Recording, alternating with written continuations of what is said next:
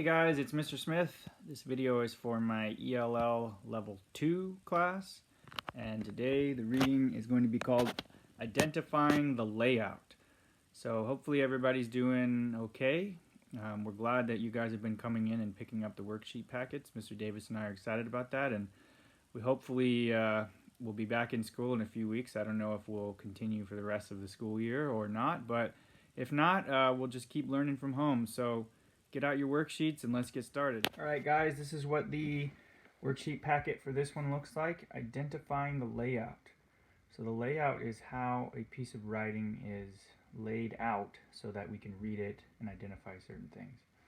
So in this lesson you will learn how to identify the layout of a formatted text. So let's start with the vocabulary. You've got these different words, 8 words.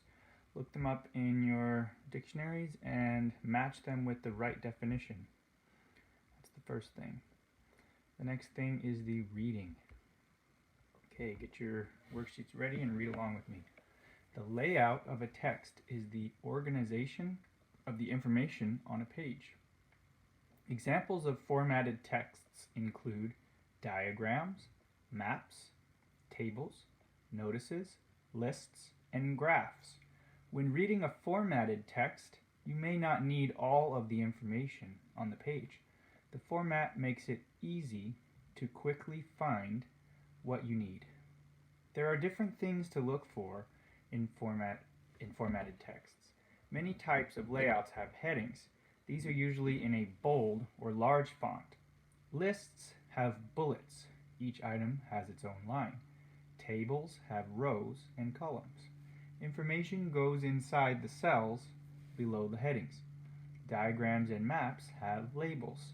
Some maps also have legends. Legends have symbols that offer more information. To read a formatted text, scan the whole document. Try to identify the layout. Next, look for headings and subheadings. These help you understand the overall purpose of the text. Lastly, read the information in the labels and cells. Ignore the parts you don't need. Formatted texts often contain different font styles. Important information may be styled differently so that it stands out. For example, a font that uses all uppercase letters, all caps, is often important. Check to see if there is any small print.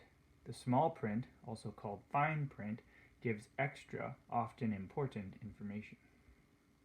So if we go on to the next section, we have some different types of ways that information can be laid out. We have a diagram, and then explains what a diagram is. We have a map, explains what a map is. We have a table. We have a notice. We have a list. We have a graph. And that was the last one. Okay. So work with a partner. What types of layout does each clue describe? Obviously, you're not going to be able to work with a partner, but you can do it on your own. Draw a line from each clue to the corresponding text, corresponding layout. So which one has a legend or key go with? I'll give you that one for free. That's a map. A map has a legend or a key. Okay. Explain the layout of a table. Remember, every time you're answering these questions, use it as many complete sentences. Try your best to use a complete sentence. 2. Give an example of a table. What sort of information is often organized this way? So to answer these 2 questions, you can go back to these, right? So it asks you about a table. Well, look up a table. Use some of the keywords that help you understand what a table is. Okay, after that, go on to page 7. So with 7 and 8, we have some examples where you get a layout and you have to figure out what it is. So you're trying to figure out, you're going to make a star, and draw a little star next to any clue that helps you identify the layout. So here we have AM Route 74, Pacifica Mall to downtown. Express bus from Pacifica Mall to downtown. So there's a little hint. This is a bus route. So it's telling you when each of the different buses leaves. So what is the layout? What are the clues? What times does the last bus arrive downtown? When is there an express bus? So you answer those questions. In the next one, we have another one. We have a map of Canada, and we have all the different things that go. Here's the key. We have the capital cities. So what is the layout? Well, answer that. What are the clues? What is the main purpose of this formatted text? And what is the capital of Canada? So answer those questions. And you don't need a complete sentence for these. You don't have a lot of room. You can just write one word. Okay, one more, layout 3. It says, pool rules. All swimmers must take a shower before entering the pool. 3 whistles mean get out of the pool. Swim with a buddy. Obey the lifeguard and the pool rules.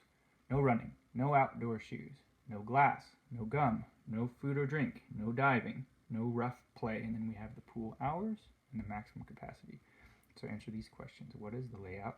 What are the clues? What is the main purpose? How many swimmers are allowed in the pool at one time?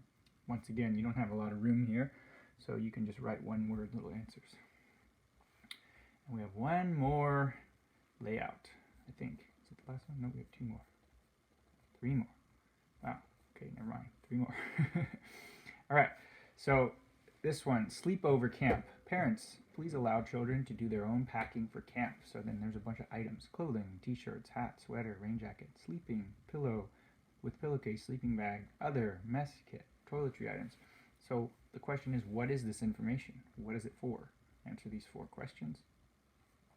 And we have how to drive in a roundabout. Remember, with all of these, you're supposed to put a star by any clue that helps you figure out what it is about, what the layout is about. So how to drive in a roundabout. You have these diagrams. You have a pedestrian crossing. You have, this looks like the route that the car is supposed to take. You have a little yield sign here. So use that to answer these questions. What is the layout? What are the clues?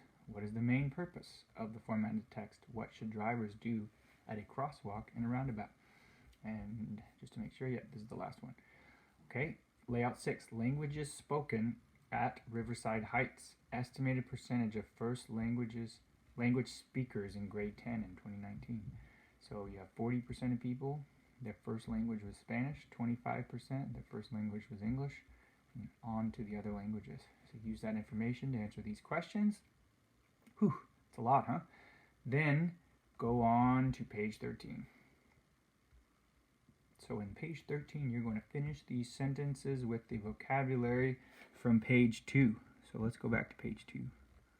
Here we have these vocabulary words. So you're going to use those to answer the questions on page 13. Here, okay? Well, not answer the questions, to finish the sentences. Then, let's go back to read mode. We're going to match these words with the correct tip. Okay? And finally, we have, after all that information, they want to see how much of it you understood. So it's an assessment. So you take a look at the formatted text and answer the comprehension questions. 1, 2, 3, 4, 5. And that's it. You're not going to do the reading assessment tool. So page 16 and 17 you don't get. Just finish with 15. So the last page, you answer these questions based on this pie chart. All right, thanks guys. Mr. Davis will be in the portable from 1 to 3 on Friday. And I also uploaded this as a PDF on Microsoft Teams in case you were not able to come in. So even if you weren't able to get the printed out packet, you can have it electronically. And we hope to see you guys again soon. Hope everybody's doing well. If you have any questions at all, let us know on Microsoft Teams. We are there for you. We haven't been hearing much from you guys, so let us know how it's going, and we'll see you next time. Thank you.